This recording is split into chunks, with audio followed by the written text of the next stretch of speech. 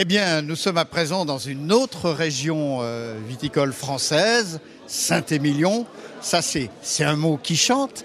Et puis, nous sommes ce matin avec Cathy et Alain Lafarge, le domaine Bertina. Alors, ça fait chanter, ça, Saint-Émilion, Cathy. Ma foi, oui, c'est super, c'est voilà. Hein. C'est magique, le Saint-Émilion?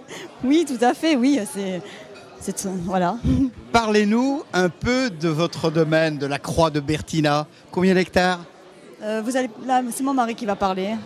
Alors, parlez-nous un petit peu de ce domaine de la Croix de Bertina, Alain.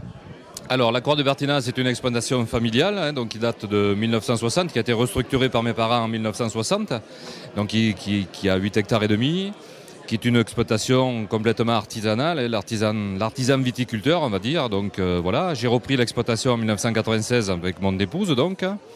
Et on essaie de faire prospérer cette exploitation par les salons, par la connaissance, par Internet, par nos déplacements en France et en Europe.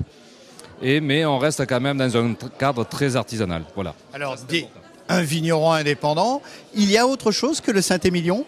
Alors, il y a pas autre chose en Saint-Émilion. 95%, 98% de ma production, c'est le Saint-Émilion.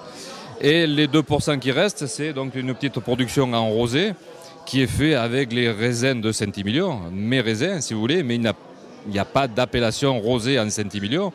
Moi, c'est juste voilà, pour m'amuser et pour faire plaisir à mes clients, ce produit-là. Et puis le rosé, c'est très tendance. Quels sont les différents cépages qu'il y a dans ce Saint-Émilion? Il faut le rappeler aux télénautes. Alors, il faut le rappeler, oui. Donc, traditionnellement, à Saint-Émilion, on va retrouver 3 cépages, Merlot, Cabernet Franc, Cabernet Sauvignon. En ce qui me concerne, on est à 60% de Merlot, 35% Cabernet Franc et 5% de Cabernet Sauvignon. Voilà. On a la chance d'être à Saint-Sulpice-de-Falérens, d'être au pied du coteau sud de Saint-Émilion, sur des terroirs de graves siliceuses. Donc, on travaille sur la rondeur, le fruit, le bonheur, quoi. Le bonheur. En fait, c'est toute la typicité du Saint-Émilion là, dont vous nous parlez, avec bonheur au fond des yeux et au fond de la bouche. Ce n'est qu'un bonheur, bien sûr. Donc, la typicité de mon Saint-Émilion, c'est les terroirs de Graves. Et ça me fait plaisir parce qu'à côté de moi, j'ai un grand château qui vient d'être classé, Grand Cru classé, donc depuis 2006. Et ça, c'est un bonheur aussi pour nous parce que ça marque nos terroirs.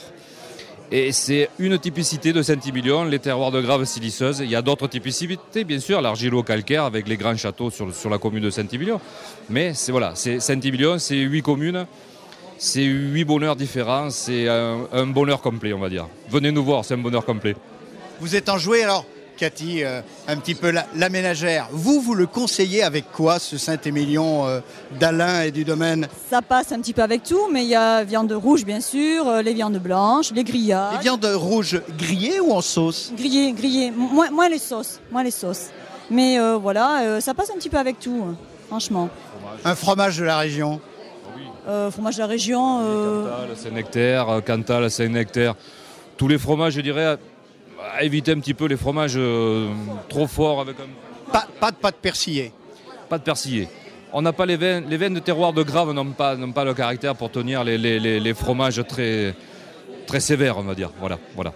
Et si on veut être un peu joueur, un dessert que vous pourriez nous conseiller avec le Saint-Émilion? Écoutez, sur les vins de Graves en dessert, moi, un bon gâteau au chocolat, ça passe bien. Un gâteau au chocolat un petit peu glacé, avec ce Saint-Émilion servi à 15 degrés, même l'été, en sortant un petit peu du frigo. Avec un gâteau au chocolat, ça passe bien. J'ai fait l'expérience, ça passe bien. Ça passe très très bien. Mais ça, c'est un conseil, il faut découvrir. Et le vin, c'est particulier, c'est personnel. On goûte, on aime, on n'aime pas. Ça, c'est le bonheur. Et le meilleur vin du monde, c'est le vin qu'on apprécie. Voilà. Donc essayez. En tout cas, merci pour ces conseils, parce qu'en fait... dans le vin, comme dans le chocolat, il y a des cépages, il y a des grands crus, on en sait quelque chose. Alors, large soif avec modération, il faut faire attention. Et puis, une viande grillée, un chocolat, le bonheur est dans le pré, ici, au château de la Croix de Bertina, à Saint-Émilion, où on vous engage à aller faire des dégustations, des visites, avec bonheur, gourmandise, et puis la joie et le pétillement dans les yeux. Merci de votre accueil, Cathy et Alain Lafargue.